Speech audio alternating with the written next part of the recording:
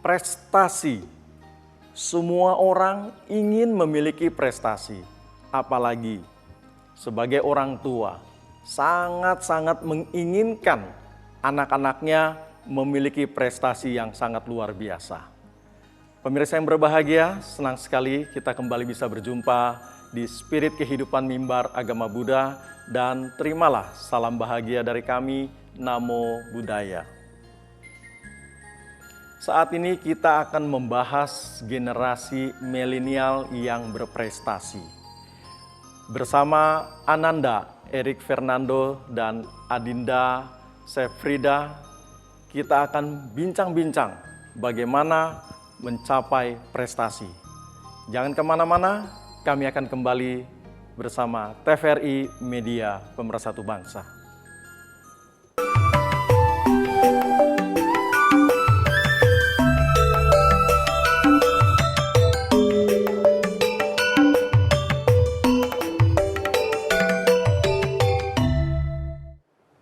Sabba papasa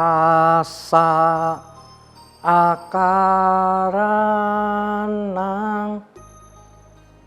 kusalasa upasam pada satitapario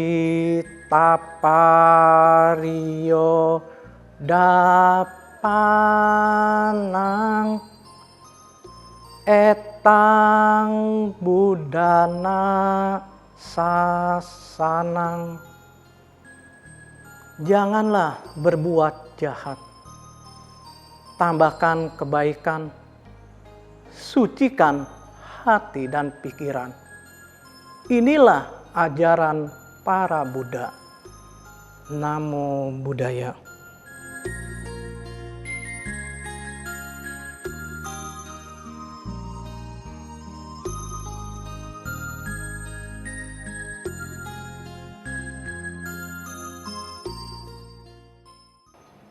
Bersama saya sudah hadir Ananda Erik Fernando, Sarjana Politik dan Magister of Science Ilmu Komunikasi lulusan Universitas Indonesia.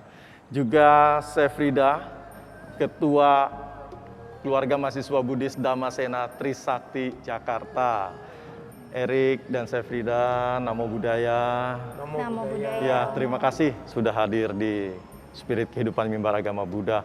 Erik Fernando, saya dapat informasi Anda sarjana politik dan juga Magister of Science Ilmu Komunikasi dan lulusan tercepat di angkatan Anda di Universitas Indonesia. Dan juga Sefrida adalah Ketua Keluarga Mahasiswa Buddhis Dhammasena Trisakti Jakarta. Ini juga sebuah prestasi kalau sudah bisa mencapai sebagai ketua seperti itu. Baik, Erik, bisa dijelaskan ini bisa tercepat nanti ya dari ilmu komunikasinya ini, menarik sekali. Ya, terima kasih Romo Mulyadi dan pemirsa Mimbar Agama di TVRI. Saya Erik Fernando. Jadi saya menyelesaikan pendidikan S1 dan S2 di Universitas Indonesia. Kebetulan untuk di S2 kemarin saya ngambil jurusan komunikasi dan berhasil menyelesaikan pendidikan master dalam waktu 1 tahun 4 bulan. Jadi di angkatan saya memang kebetulan saya yang paling cepat saat itu, Romo. Baik, dan Sefrida sendiri juga pernah mewakili kampus bersama teman-teman untuk ikut cerdas cermat dari Society Petroleum Engineers ya, dan masuk 8 besar. Itu nanti juga bisa dijelaskan, tapi sebelum dijelaskan Erik dan juga Sefrida, baik pemirsa yang berbahagia, jangan kemana-mana, kami akan kembali setelah beberapa tayangan informasi berikut. Tetap bersama kami di TVRI Media Pemersatu Bangsa.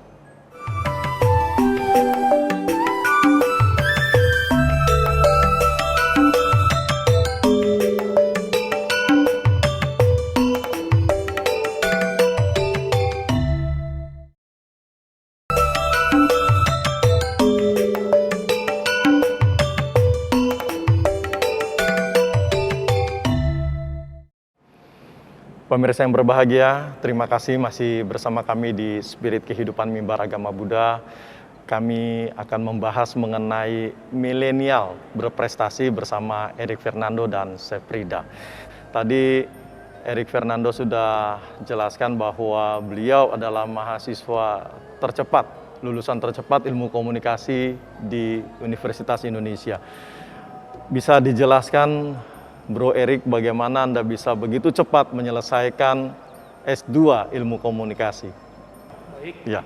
Jadi untuk menyelesaikan pendidikan dengan cepat, yang pertama adalah kita harus memiliki tujuan di awal. Tujuan kita adalah bahwa ketika kita masuk sebagai mahasiswa, maka kita ingin lulus. Nah, dan untuk sampai ke titik tersebut, kita harus punya perencanaan-perencanaan, dan yang paling penting adalah bagaimana kita menumbuhkan wirya, semangat di dalam diri kita. Bagaimana menumbuhkan semangat ketekunan, bagaimana menumbuhkan semangat pantang menyerah, karena sepanjang perjalanan kuliah itu pasti ada tantangan yang kita hadapi. Tetapi bagaimana punya mindset bahwa kita ingin mencapai di tujuan tersebut, Mo. Ini yang mendorong kita sehingga bisa menyelesaikan pendidikan tepat pada waktunya. Yang utamanya adalah semangat, seperti itu ya. Kemudian punya goals-nya ya, tujuannya lulus kuliah minimal cepat. Itu waktu menyelesaikannya itu ada apa namanya, ganjelan atau ada rintangan-rintangan yang harus dilalui seperti itu? Tentunya pasti banyak tantangan dan ganjalan yang kita hadapi. Terutama di zaman sekarang ini, bagaimana banjir informasi yang kita terima setiap hari, Mo. WhatsApp yang begitu banyak, kemudian media-media sosial. Ini yang seringkali menghambat anak-anak zaman sekarang dengan mindset procrastinating. Jadi mereka suka menunda-nunda, bagaimana ingin mencapai titik nyaman dulu. Nah, tapi dengan kita punya tujuan, dengan kita memiliki semangat tadi yang diajarkan oleh Sang Buddha, wirya itu, kita fokus dengan tujuan kita sehingga kita harus bisa punya mindset untuk mengorbankan kenyamanan di awal sehingga bisa tetap sesuai target kita. Berarti ada yang dikorbankan ya, yaitu kenyamanan di awal, kenyamanan diri sendiri ya. Mungkin mau kumpul dengan teman-teman itu berkurang, jamnya pasti berkurang, seperti itu, waktunya berkurang. Baik, kemudian ada lagi yang mau dijelaskan, barangkali di dalam cerita-cerita Sang Buddha juga sepertinya ada prestasi-prestasi yang dicapai seperti itu ya. Tentu, Sang Buddha seperti yang kita tahu banyak sekali pencapaian beliau, bagaimana Sang Buddha ketika mencapai penerangan sempurna, kita tahu beliau bermeditasi di bawah pohon Bodhi, kan banyak tantangan yang dihadapi, bagaimana Mara dan lain sebagainya coba untuk menggoda beliau. Tetapi karena beliau memang ingin menemukan satu jalan yang bisa diikuti oleh semua makhluk, oleh semua umat manusia untuk mencapai penerangan sempurna, maka beliau fokus dengan menemukan pencerahan sempurna tersebut. Begitu juga kita sebagai umatnya, bagaimana kita harus bisa tetap fokus dengan tujuan kita, dengan goals kita, bahwa kita ingin lulus tepat waktu, sehingga ini yang terus membakar api semangat di dalam diri kita, Mo. Iya, tetapi kadang di dalam kampus itu sendiri juga sebenarnya ada rintangan-rintangannya ya. Bukan hanya dalam diri kita, tetapi dari di luar diri kita juga. Cara mengatasinya waktu itu bagaimana? Ya, tentu memang tantangan yang paling banyak dihadapi mahasiswa ketika mengerjakan skripsi, tesis, maupun disertasi adalah ini proyek pribadi. Bahwa kalau tugas-tugas kuliah kan mayoritas kebanyakan tugas-tugas berkelompok, sehingga mungkin masih ada pressure, tekanan dari temannya, tekanan dari orang lain, perasaan nggak enak. Beda dengan tugas akhir ini kan dikerjakan secara pribadi, sehingga yang menjadi tantangan ataupun yang harus kita lawan itu kemalasan diri sendiri. Nah, ini yang menurut saya paling perlu untuk kita kembangkan, wirya tadi, bagaimana sikap melawan malas-malasan, sikap berani keluar dari zona nyaman kita, itu yang harus kita tumbuh dan kembangkan untuk menjadi prestasi. Iya, luar biasa sekali. Nah, sekarang saya mau ke Chef Frida. Chef Frida sebagai Ketua KMB Damasena dan juga sekarang masih mahasiswi aktif ya di semester terakhir. Nah, dari Chef Frida sendiri untuk menjadi prestasi atau mahasiswa prestasi itu bagaimana? Kalau menurut saya untuk kita berprestasi itu pertama tuh benar harus ada niat dari dalam diri kita sendiri. Lalu yang kedua itu kita juga harus bekerja keras atau meluangkan waktu kita, waktu main kita. Kita harus berkorbankan waktu main kita untuk belajar gitu. Dan yang ketiga itu kita juga harus konsisten, jangan malas-malasan. Seperti itu ya. Baik. Dan dari Ananda Erik Fernando nih, saya sebut Ananda Erik Fernando. Anda juga sekarang banyak sekali kesibukan aktif ya. Ini apakah karena prestasi-prestasi sebelumnya atau bagaimana? Ya, terima kasih. Jadi kalau saya pribadi merasa bahwa prestasi ini adalah satu jalan bagi kita untuk bisa mengabdikan diri lebih luas lagi, Mo. Prestasi itu memang hasil dari usaha kita. Tapi makna prestasi itu bagi saya adalah ketika kita bisa memberikan manfaat dari prestasi kita untuk orang lain. Sebagai contoh, ketika kita sudah menyelesaikan pendidikan tinggi kita, bagaimana kita bisa mendharma baktikan ilmu tersebut di masyarakat, itu yang jauh lebih penting dibanding kita menyelesaikan pendidikan itu sendiri. Jadi bagaimana motivasi dan tujuan kita untuk membawa kebermanfaatan ini yang harus kita selalu gaungkan di dalam diri kita. Jadi ilmu yang didapat dari perkuliahan kemudian bisa diimplementasikan ke masyarakat sehingga membawa manfaat untuk banyak orang, kurang lebih seperti itu ya. Luar biasa sekali pemirsa yang berbahagia. Baik, Erik dan Sefrida, kita ikuti beberapa informasi berikut. Pemirsa yang berbahagia, tetap bersama kami di TVRI Media Pemersatu Bangsa.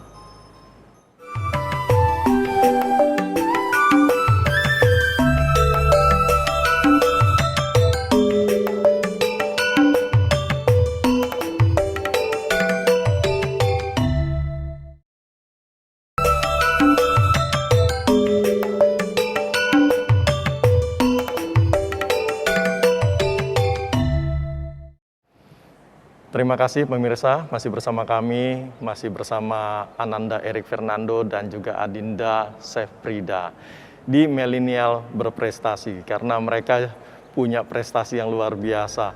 Dan tadi sudah dijelaskan bahwa Erik juga menyelesaikan S2 Ilmu Komunikasi juga tidak mudah, butuh perjuangan, butuh semangat, butuh kesabaran, dan yang paling penting adalah berani mengorbankan kesenangan-kesenangan sendiri seperti itu. Nah, dan barangkali Bro Erik bisa jelaskan korelasi hubungan waktu di zaman Pangeran Siddhartha menjadi Buddha. Iya, jadi memang di dalam riwayat hidup Buddha Gautama kita belajar bahwa seseorang itu dinilai bukan dari apa yang dia mulai, tetapi apa yang dia selesaikan.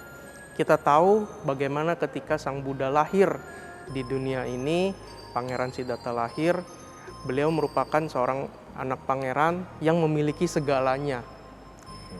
Tapi kita sadar bahwa ketika Sang Buddha melihat 4 peristiwa, yaitu melihat orang tua, orang sakit, kemudian melihat orang yang mati dan melihat pertapa, beliau kemudian memutuskan untuk meninggalkan semua zona nyaman yang beliau miliki untuk menjadi seorang pertapa dan menemukan jalan tengah. Bagaimana Sang Buddha mengajarkan kepada kita bahwa hidup ini harus seimbang. Nah, ini yang harus kita wujud nyatakan dalam kehidupan kita sehari-hari, termasuk sebagai seorang mahasiswa.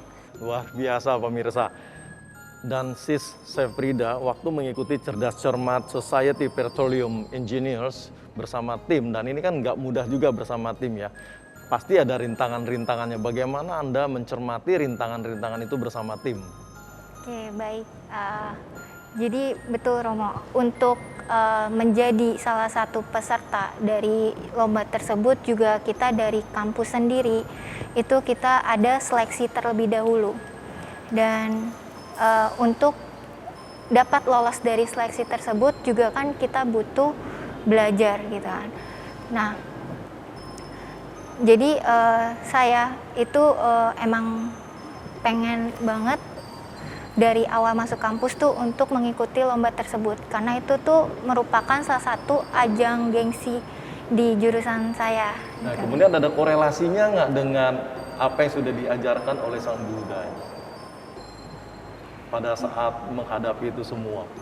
Untuk korelasinya kita bisa sesuai dengan apa yang Ko Erik sudah bilang tadi tentang pengorbanan Pangeran Siddhartha untuk melepaskan kemewahannya untuk menjadi seorang pertapa.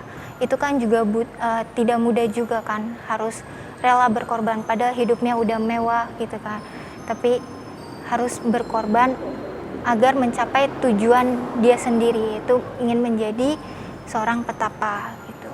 Dan juga menurut saya ilmu komunikasi juga sangat penting ya Romo ya, karena dengan komunikasi kita bisa menyampaikan ide-ide kita. Jadi tadi yang sudah diulang ya, disampaikan oleh Erik, bahwa pengorbanan, yang penting pengorbanan. Kalau kita tidak berkorban, sepertinya memang nggak mungkin juga untuk mencapai sebuah keberhasilan seperti itu ya, sebuah prestasi. Jadi kalau mau punya prestasi, berarti harus punya pengorbanan yang luar biasa ya. Betul ya, Bro ya? Ada yang mau ditambahkan? Ya, jadi kalau saya ingin menambahkan, untuk mencapai prestasi ini, Sang Buddha juga mengajarkan di dalam Manggala Sutta, Sutta tentang berkah utama, bahwa bergaul dengan orang-orang yang bijaksana itulah berkah utama. Kalau saya memaknai sutta yang diajarkan oleh Sang Buddha ini, bahwa beliau sudah mengajarkan 2500 tahun yang lalu bahwa lingkungan kita ini sangat mempengaruhi diri kita. Jadi saya pernah baca satu buku juga yang ditulis oleh salah seorang penulis bestseller, bahwa masa depan kita 5 tahun lagi itu ditentukan dengan siapa kita bergaul hari ini dan buku apa yang kita baca. Artinya pengetahuan kita, kemudian teman-teman kita, ini yang nantinya akan membentuk diri kita. Oleh karena itu, bila ingin menjadi seorang milenial yang berprestasi, seorang milenial yang mampu memberikan manfaat bagi lingkungannya, bagi keluarganya, kita harus bisa mencari lingkungan-lingkungan yang positif juga, yang seirama dengan kita. Misalnya, bagi kita umat Buddha, bagaimana kita bisa mencari komunitas yang juga sama-sama ingin mewujudkan, mempraktekkan Dharma. Contohnya sewaktu saya kuliah, misalkan ada di keluarga mahasiswa Buddhis, di tiap-tiap kampus, ini merupakan satu lingkungan yang positif dan yang baik untuk mendorong kita menjadi pribadi yang ingin mencapai prestasi. Kemudian bagaimana kita bisa dari teman-teman yang positif tersebut sehingga bisa saling memotivasi kita, Romo. Saling memotivasi, saling mendorong, saling mendukung, karena budaya dari bangsa kita bagaimana gotong royong ini menjadi nilai-nilai luhur yang harus kita terus kembangkan di dalam praktek kehidupan bermasyarakat kita. Bagaimana dengan kita saling mensupport, saling menjadi, kalau istilah milenial sekarang, support system. Nah, bagaimana membentuk support system yang positif ini yang sangat penting dan harus kita terus wujudkan.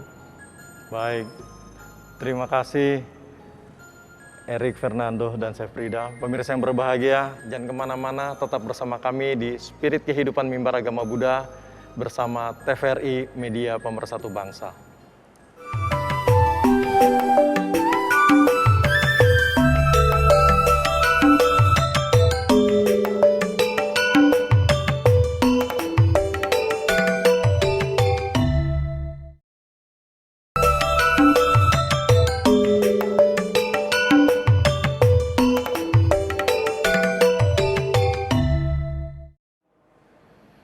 Tadi kita sudah dengarkan bahwa Erik Fernando menyampaikan agent of change. Kita harus memiliki misi membawa perubahan kepada semua orang menjadi lebih baik. Dan juga mengorbankan kesenangan-kesenangan kita apabila mau mencapai sebuah keberhasilan yang lebih tinggi. Tentu tidak lupa adalah pergaulan. Teman-teman yang baik, teman-teman yang positif, membawa aura kita, membawa lingkungan kita menjadi baik, menjadi positif. Dan buku yang kita baca pun harus kita seleksi. Seperti itu tadi yang sudah disampaikan oleh Erik Fernando. Silahkan. Jadi saya selalu meyakini bahwa proses belajar itu secara garis besar ada 3. Yang pertama adalah kita membaca, kemudian yang kedua kita memahami apa yang kita baca. Dan yang ketiga kita mempraktekkan apa yang sudah kita pahami dan baca tersebut. Oleh karena itu saya sering menyampaikan bahwa 1000 ayat suci bisa kita hafal. Tetapi mempraktekkan satu ayat itu yang sebenarnya jauh lebih penting. Bahwa kita bisa punya pengetahuan seluas apapun. Tapi kalau kita nggak mempraktekkannya, tidak membawa kebermanfaatan bagi diri kita, bagi lingkungan kita, lantas untuk apa pengetahuan maupun pemahaman tersebut? Baik, terima kasih Chef Prida. Kalau dari saya, ayo para generasi milenial, kita mulai belajar dengan serius agar kita bisa menjadi milenial yang berprestasi. Kita harus rela berkorban dulu, berkorban kesenangan kita, main-main kita. Agar apa? Agar nantinya kita setelah kita mencapai kesuksesan tersebut, kita bisa menikmati kesenangannya. Gitu. Jadi kalau sudah sukses, baru menikmati kesenangan ya yang sempat tertunda sebelumnya. Iya, Baik, terima kasih banyak Ananda Erik Fernando dan juga Adinda Chef Prida sudah hadir di Spirit Kehidupan Mimbar Agama Buddha. Dan pemirsa yang berbahagia, terima kasih atas kebersamaan dan perhatian Anda semua. Kemudian apabila ada pertanyaan-pertanyaan, silakan bisa ditanyakan melalui alamat email kami di mab.tvri@gmail.com. Bagi 10 penanya pertama akan mendapatkan hadiah buku-buku karya Ehi Pasiko Foundation yang akan dikirimkan ke alamat Anda secara cuma-cuma. Terima kasih dan ikuti terus Spirit Kehidupan Mimbar Agama Buddha bersama TVRI Media Pemersatu Bangsa. Sabe Sata Bawantu Sukitata, semoga semua makhluk berbahagia. Sadu, sadu, sadu. Kasih takkan tergantikan dengan harta ataupun berlian. Sungguh indah hidup di dunia ini, kan tercipta kedamaian di dunia.